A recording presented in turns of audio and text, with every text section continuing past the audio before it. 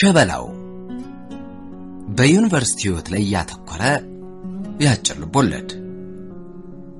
ሸበላው ተራኪ የሰይነሽ ልጅ በሰገነት ሚዲያ ብቻ።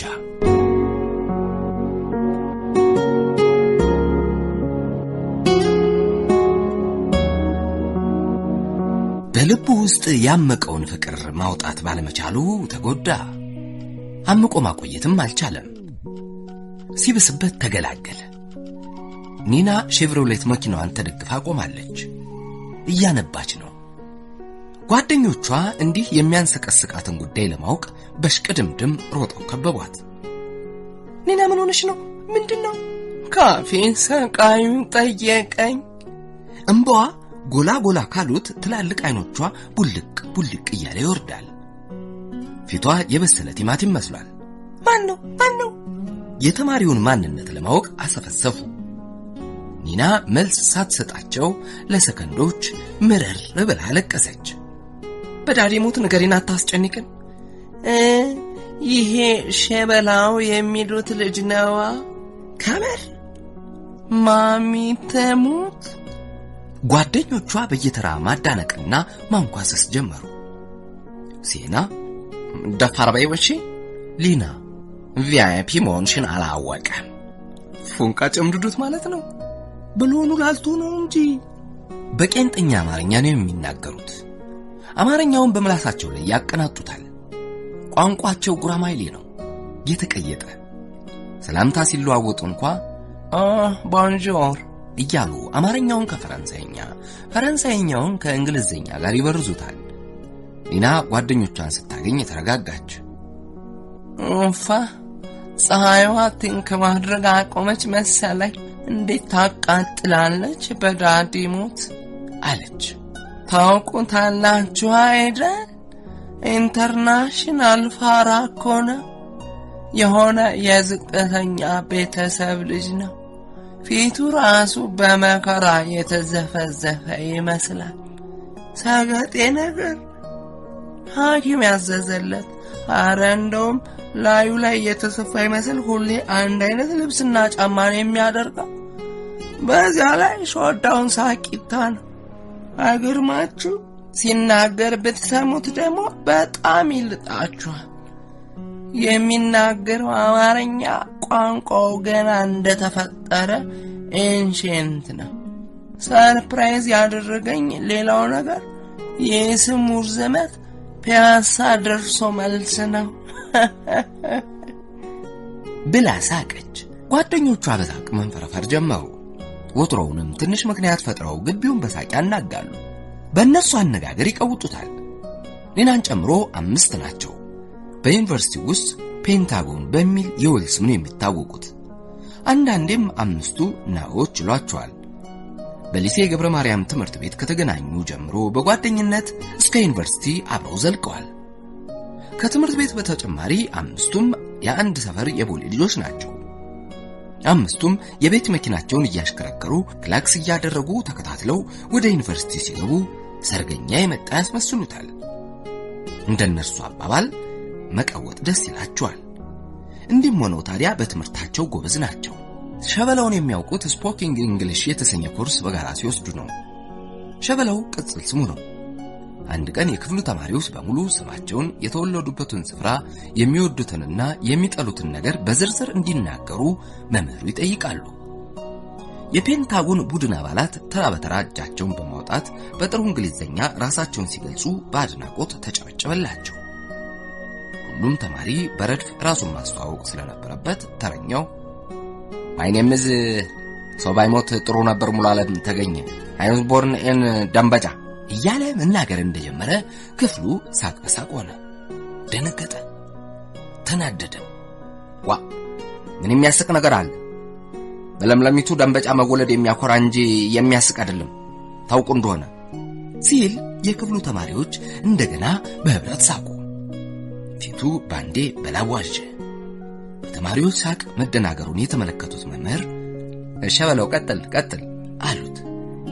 ከዚህ ጊዜ በኋላ አረፍተ ነገር የሚሰራው ስሙ በሸበላው ተተካ። ሸበላው እንግሊዘኛውን በደንበጨኛ ቅላጼ ያዋዛ በዳዲ አስኬደው። ተናግሮ እስኪጨርስ ድረስ በክፍሉ ውስጥ የነበሩት ተማሪዎች በሙሉ ይስቁ ነበር። በእንግሊዝኛው የአማርኛ ዘዬ የኒና በሽበላው መጠየቅ ለፔንታጎን አባላት አስደናቂ ዜና ሆኗል። ሙድ ያዥበት አለች ዲና። የተቀሩትም በዲና ሐሳብ ተስማሙ። ግጪ ተባብለው ሞባይላቸውን እንዲያዙ እጆቻቸውን አጋጩ።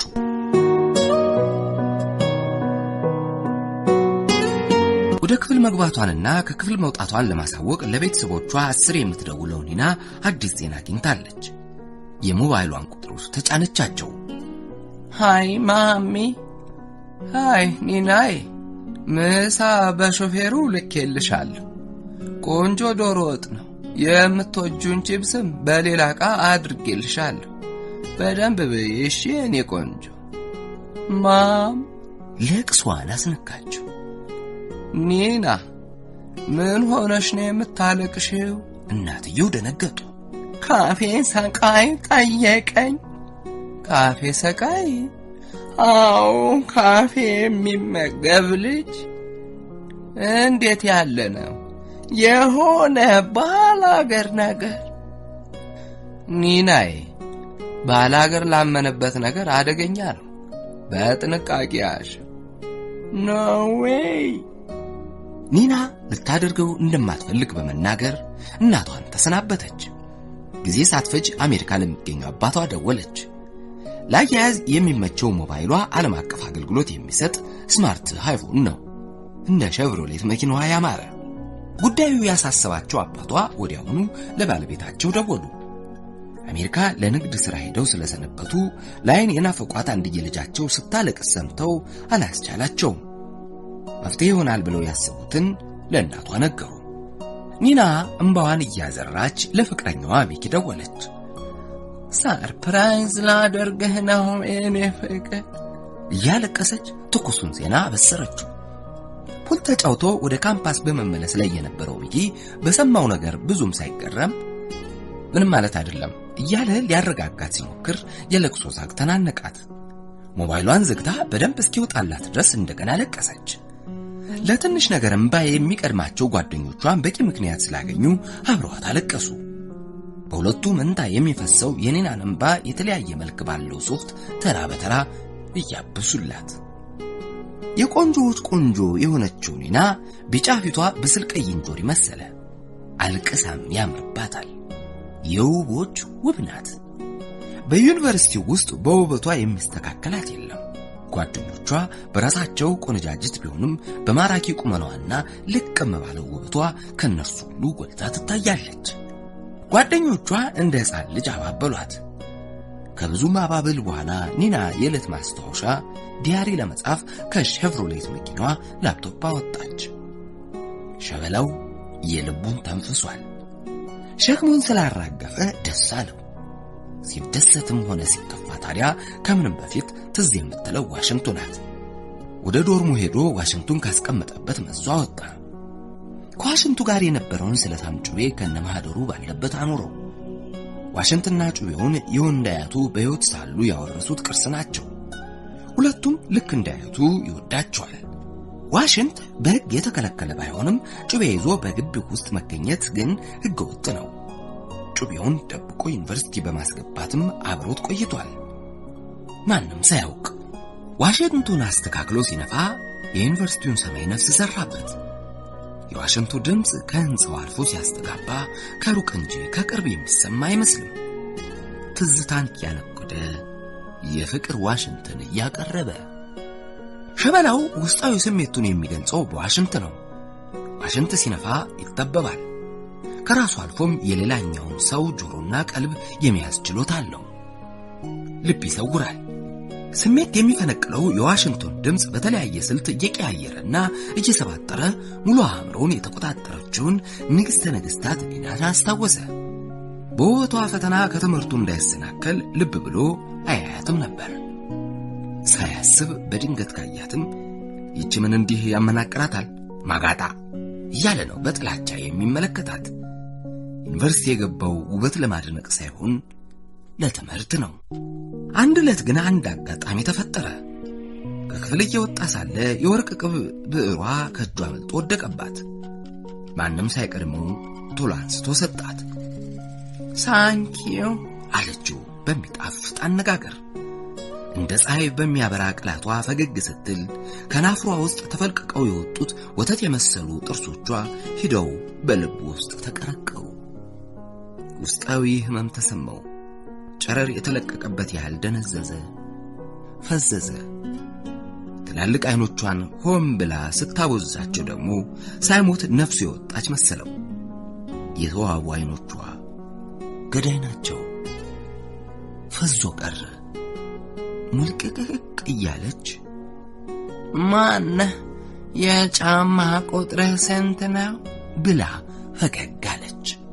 ከበቆሎ እሸት የሚነጡት ጥርሶቿ ውበቷን ይበልጥ ሲያደምቁት በፊቷ ላይ የብርሃን ጽዳል ሲዘሩ ተመለከተ።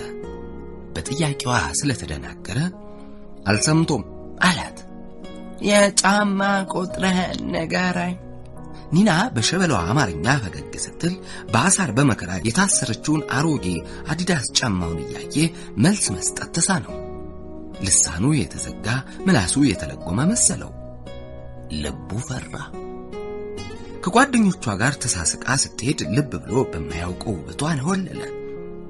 ባፈዛ ደንግዝ የነካቸው እስኪመስለው ትክ ብሎ ሲመለከታት ቆይቶ ራሯ ልጅቷን እንዴት አድርጎ አሳምሩን የፈጠራት ጃን የገጥቶ አወራረድ ምስለ ማርያም ይመስላል። አይሙን ማንት አለ ባይኖቹ እየሸኛት።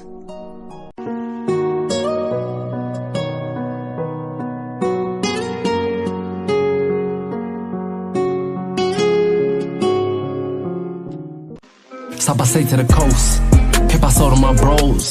And they know I reporting from my D's, walk on to my home. It's the city of ancients, before kingdoms rose.